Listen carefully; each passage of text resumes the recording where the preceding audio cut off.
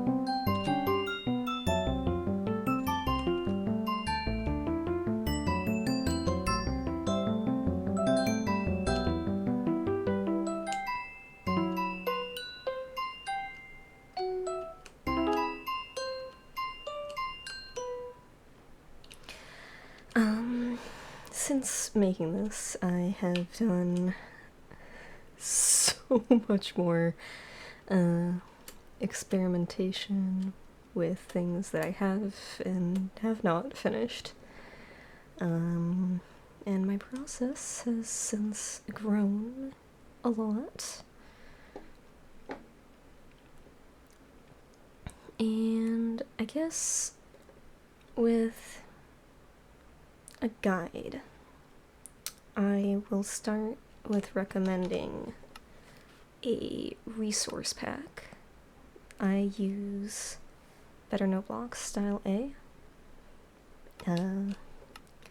but there's others like Vanilla Tweaks that show you what note is playing. I like Better Noteblocks because it also highlights the border with the block underneath it for the instrument type.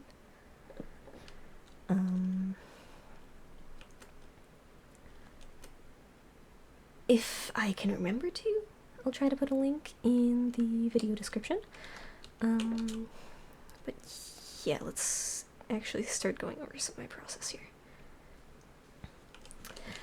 I will start by looking at Elf, which is one of my fully finished covers.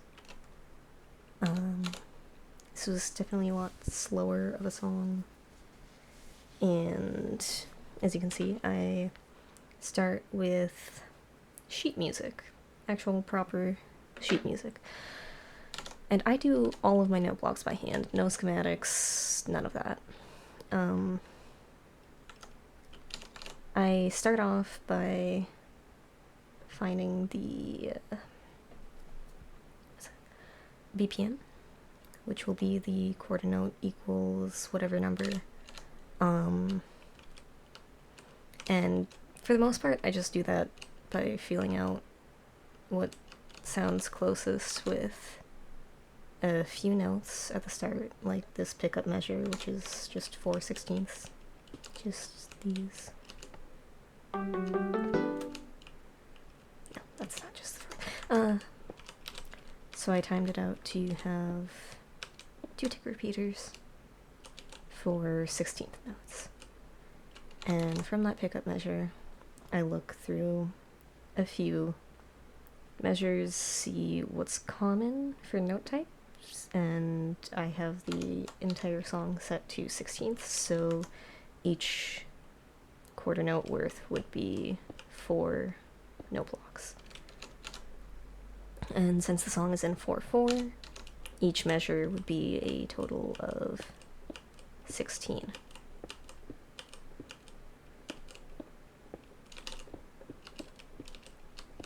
S 16 blocks, which I denote each measure for my own sanity with a redstone lamp that activates when the note blocks get there.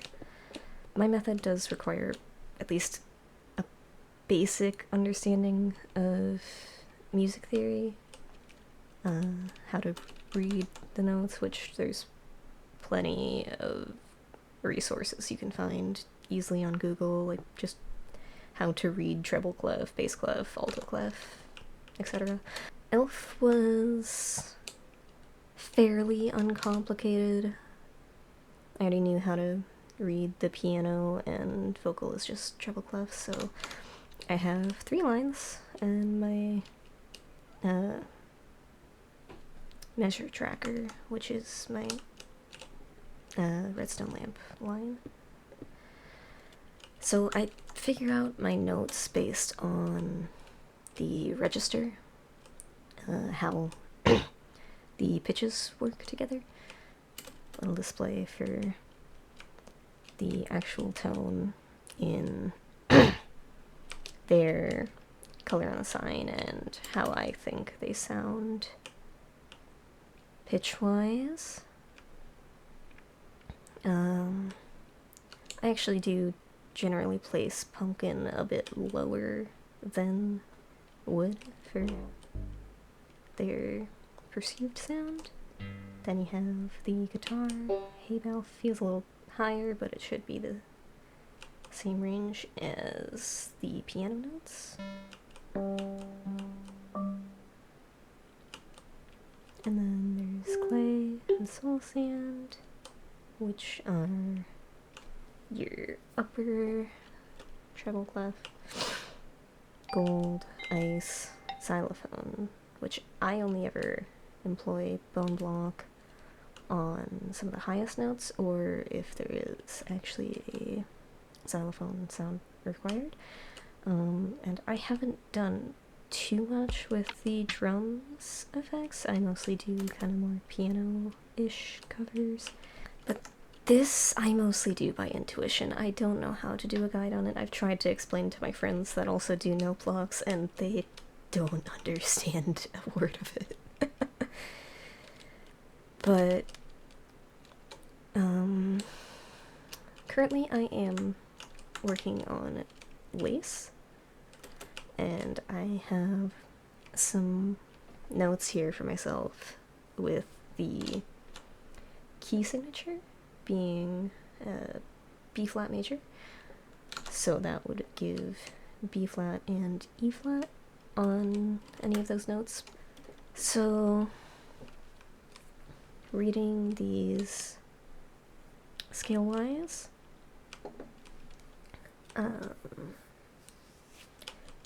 denotatively from their actual range on the wiki, these would be like bass line you see in double bass, cello, piano, the lower notes. This chart is a little wonky. It needs an update. I made this a while ago. This was just a basic understanding to help some friends that were getting into it. You have your lowest register, your wood, your pumpkin is the red, then the wool, and just wool is the orange, and the green is all of your pianos, then your blue is the flute, cowbell, the same color layout I've used here. Then your bells, your chimes, your xylophone is the purple, and that's Noteblock range, but if it goes higher than this, that's where I tend to use more of the bone block and ice, because I don't quite like how these sound on their own. Here was a bit of timing testing for clockwork dancers.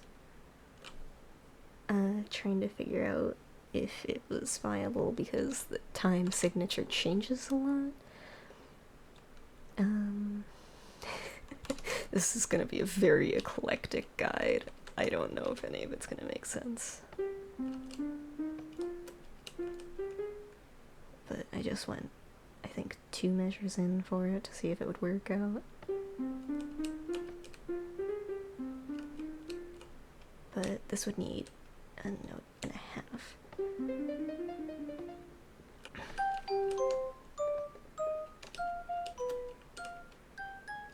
But back to measure stuff. Lace was really a pain because the time signature changes a lot. Like 5/4 to 3/4 to 4/4 back to 5/4. There was a point where it's 6/4, so I was doing 24 notes per measure. This starts as 20 per, well, when it actually picks up back into 16th notes, this was only 8th notes, so I was able to do just 10 per measure. When it picks up speed, we get to see just how hellish Noteblock can be.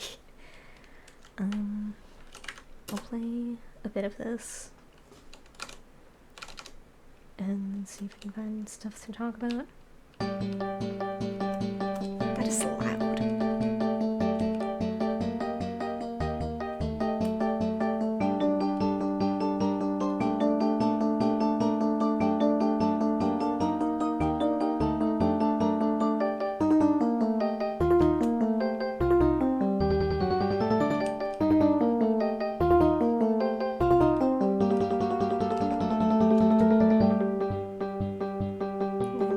Start to pick up into those 16th notes.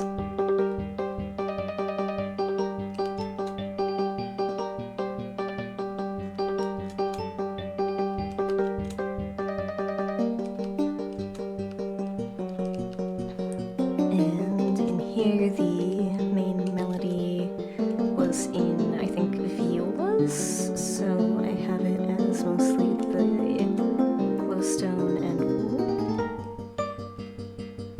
I'm gonna have to subtitle everything I say. Then it goes into the violin lines. So I used the more higher register with flute and bells, gold and clay.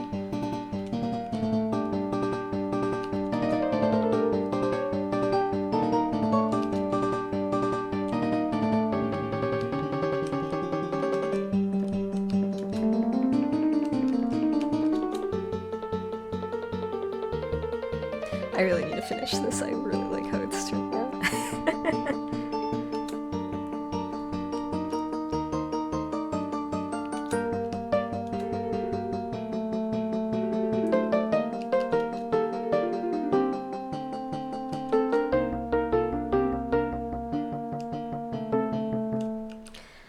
But, if you've noticed these signs attached to each lamp, that is me keeping track of what measure I am at.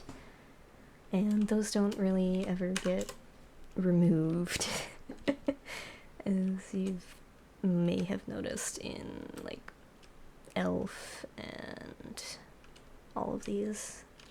My many, many experiments that I never, ever finished with how I mix my Noteblock sounds.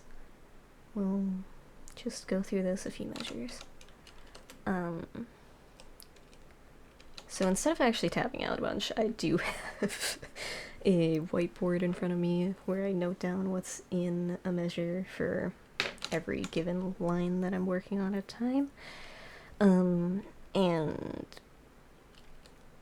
that's just kind of my brain, how it functions. But with this, you may notice that it's a quintet, so there is 5 lines, but I do only have 4 actual lines of note blocks. That is because I combined the cello and bass lines into one, which has gotten a bit confusing at some parts, but I'm making it work because I don't like working with the odd numbers. It's weird. So what I tend to do for group ensembles like this is with violin 1, that's generally the highest notes you get. I tend to do dirt block, regular piano, clay, flutes, and gold, bells for the high register notes. Sometimes I'll dip down into glowstone, but that's what I do for the highest register, and I like to keep the highest sounding block on the edge to keep it like a bit more, I don't want to say muted because it doesn't end up muted, but it's further from the point of sound like where you are, so it's less like piercing into your eardrums. And since that tends to make piano stand out a bit more, I put that in the center and then put the clay on the side, and that's what you hear the most in these. But that's only for the top register. And then getting down into violin 2, I typically use a lot more glowstone because that sounds just a bit lower than the regular piano, even though they are actually the same. And I'll do a bit of the clay for just pulling that pitch up a little bit more. And sometimes in this line you'll see a bit more wool when it dips down to like the lower D into the G, the lowest bits of the register for violin.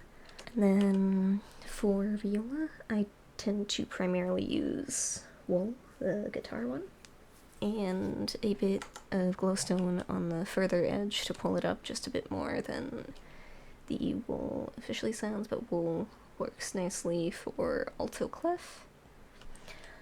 So I see a lot of the wool and the glowstone in this line when I work. Sometimes for the lowest notes, I'll end up using a bit of wood, which happens at some point down this line. Then for the cello bass line, it is primarily the wood with a bit of wool in the higher lines. Anything pretty much above the lowest line, apparently. Oh, yeah, because bass is up here. It can be a bit confusing. I don't know if this video will actually help anyone that wanted that guide. Because I don't think I'm explaining it very well, but hey, maybe it'll work for some people. I do a lot of experimenting, so that's how I've gotten to learn where I am. Like, my earlier things were very, messy. Don't try to combine 2 different sheet musics, because I thought it would sound good, but then I realized they were in different keys for the same song. That was an attempt at Dark Aria from Solo Leveling. I was planning at some point to redo the If I'm With You cover. Didn't get very far, evidently. So the least common note blocks I use would be the square wave 8-bit for emerald blocks, all the drum sounds, pumpkin, ice, and the bone blocks, hay bales, and soul sound as well. But I do hear those a lot in other note block covers. It's just not my style. I don't know how people make those work, but they do. But then again, they're also using like Noteblock Studio and Schematica for placing things down easier and actually writing them out. My process definitely takes a lot more work, I think. I couldn't figure out how to get those to work, so that's why I've developed my translating sheet music directly into Noteblocks here. And I definitely have a lot of like actual method experimenting over here. And I have a little setup here for my friend who occasionally has to ask what notes are in a given scale, so I put them out here. For scales themselves, for key signatures, I do sometimes I would have to look up what they're called, but for the most part, it should be fairly simple enough because it puts the flats or sharps on the lines or space associated with a given note. So, like, B would be on this line, any B's are flat, and E on this line, any E's are flat, given no matter where they are placed on the sheet music. In my, like, little example area here, I had worked out a bit of technical stuff for this slides, actually. I had to look up how tick mechanics work, but anyone with any basic knowledge of redstone probably knows this stuff already. Apparently there's 10 ticks in a second, which I didn't know that.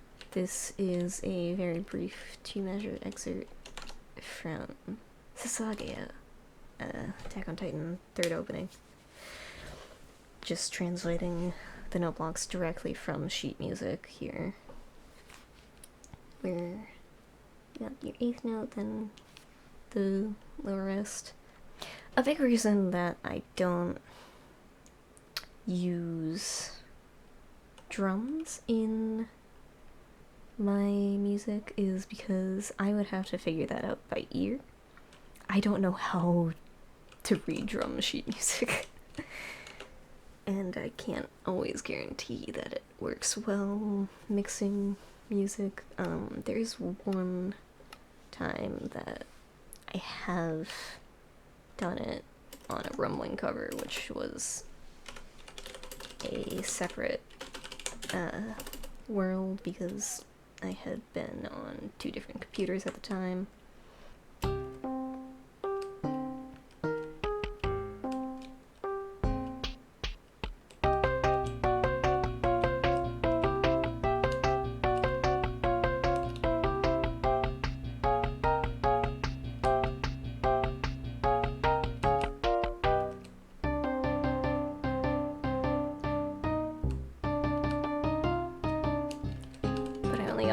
Partially through this. I really need to finish this cover.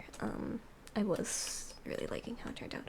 But for these ones you see in the ground that aren't actually connected to the redstone line, let me explain that. So with these, you can put a bit of redstone in the ground and the repeater will still activate it. Could be the block above it. But this is also how you get more notes in a position than the normal just, repeater going in, and would be these that get activated. If you put a redstone dust there, you can also put notes, I think this far out, but that would force this to be piano in the middle, or if you just do regular.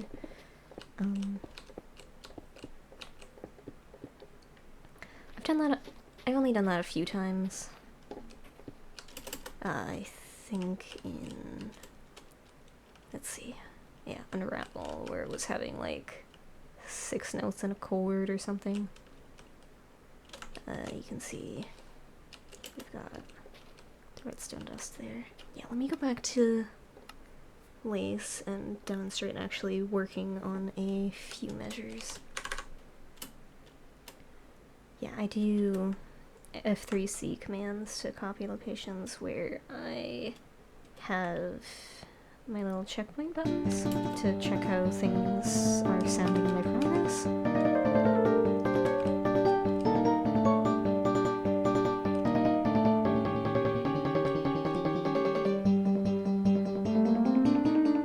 This is definitely a lot further back than my latest, I feel like.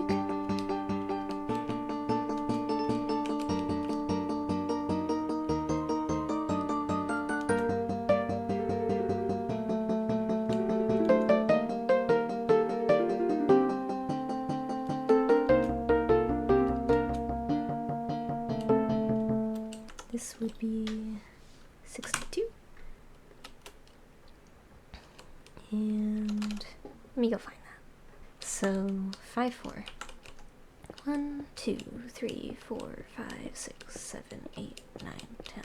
1, 2, 3, 4, 5, 6, 7, 8, 9, 10.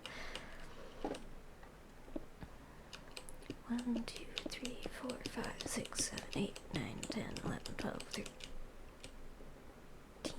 14, 15, 16, 17, 18, 19. Alright. We'll start with my violin ones. Or 2.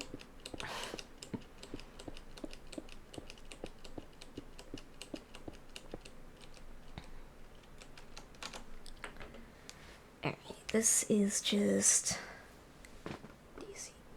a bunch of bees. Alright. Glowstone for all of them.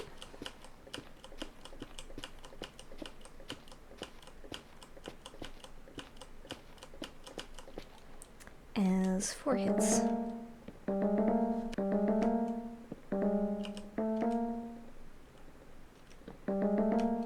And you do have to be careful about accidentally hitting repeaters. There's been a few points where I get to my final recording stage and I notice that something sounds off and I have to go through the entire thing to find what repeater was accidentally hit. And it's really a pain. But this is why I listen to segments of it. This is why I listen to each measure when I finish it. Doing note blocks can get quite repetitive, but the end result can pay off if you're happy with how you do it. C, D, C, B, C, D. And my music theory knowledge comes from actually playing the violin for 4 years.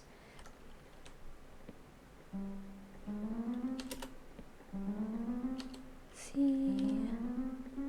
D, C, B. Wait. Hold on. Brain. Function. Okay. Let's see. We have... So when I do it, I start from the tail end with actually getting down my notes. So quarter note would be 3 blocks. Space for the actual note. Then 8th note is just 1. Then another 3 for a quarter. 3 for a quarter. 8th, quarter. And that should add up fully to 20. Yeah. C, D, and then you fill in your notes in the spaces.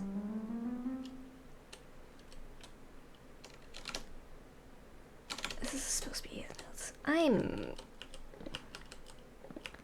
It's been a while since I've worked on this.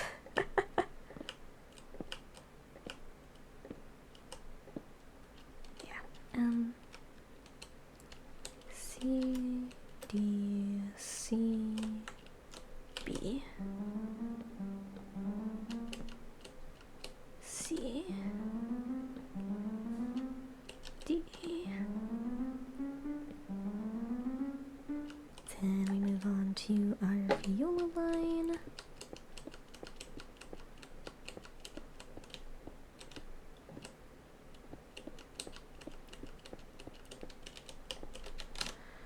which is eighth note, eighth note, eighth note, quarter,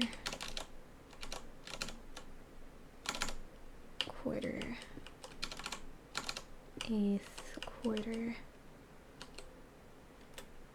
and then where's the register on? Oh, that's actually pretty high. C, D, E, F, G, A. That's up in flute register. A, B, A, G, A, B, A. We actually want to grab the clay, and we'll put this on the outer edge so that the highest bit of a note is further away from the ear.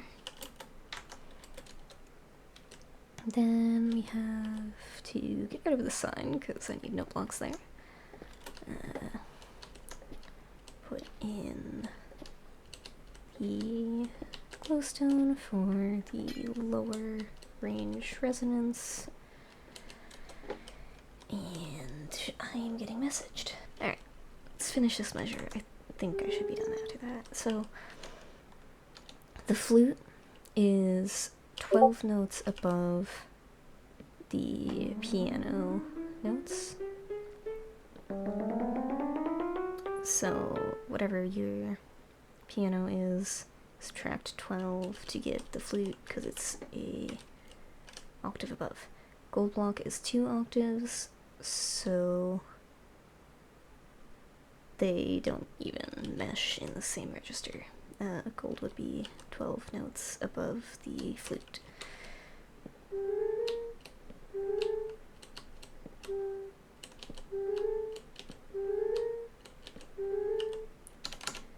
And since the viola has the melody right now, I put some of the notes all the way across, like you see in here, and those past few measures.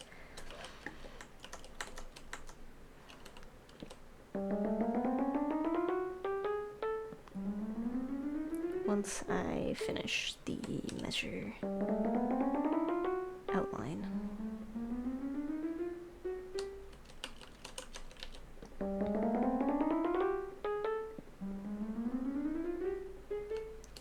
I would definitely recommend to experiment on your own with what processes work best for you, but someone had asked me how I do it, so we're covering that.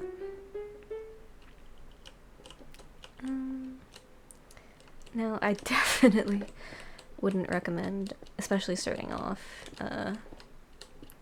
putting 2 lines together like I have with my bass and cello. Let's see. This is all just 8th notes, so every other block is a space. And I definitely wouldn't recommend changing the speed a bunch, like how I opened with 8th notes, then transitioned into 16ths, and there's a few spots where I go back to 8ths when it's 8th notes for several measures.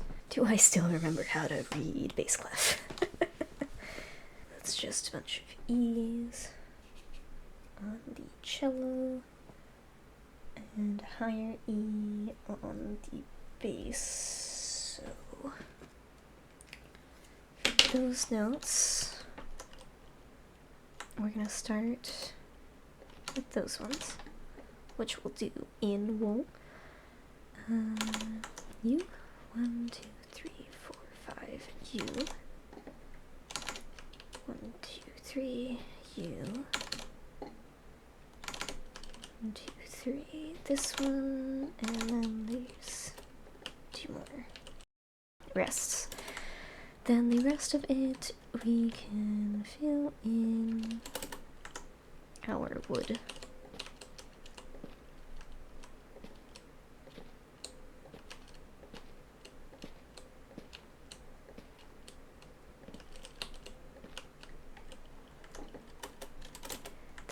these are just gonna be the same.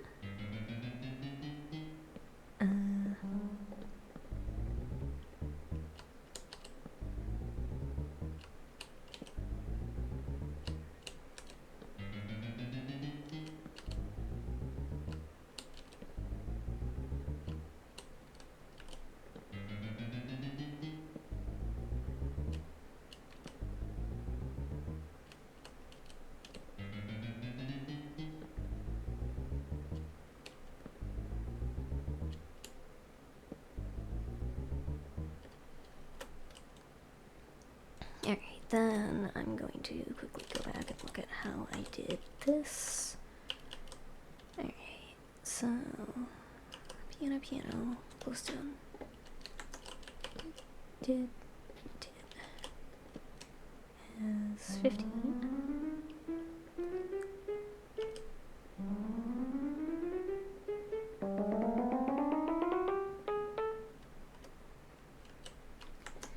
Then 16.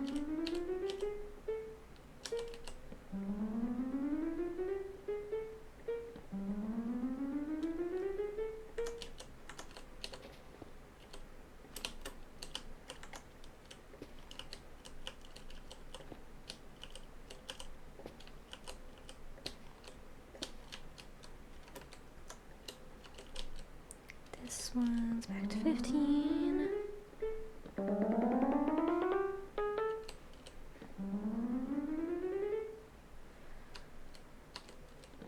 13 for G.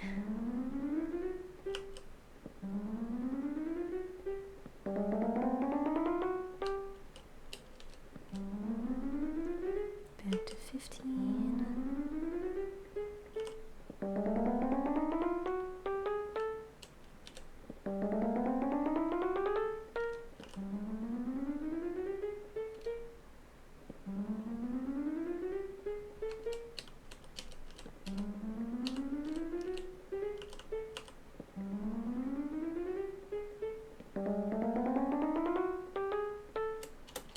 Get that teleport command saved.